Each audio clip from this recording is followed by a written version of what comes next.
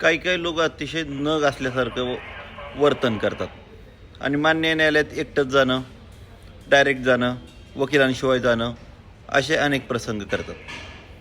तर असलं काही काम करायचं नाही.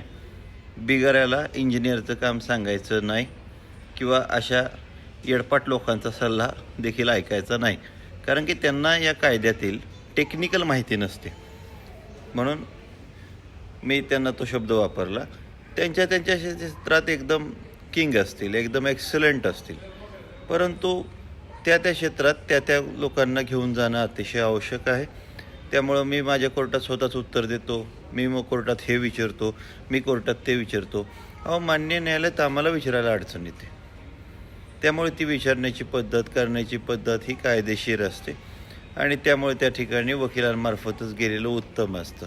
माझ्याकडेच यावं म्हणून नव्हे, कोणीतरी चांगलं न्या.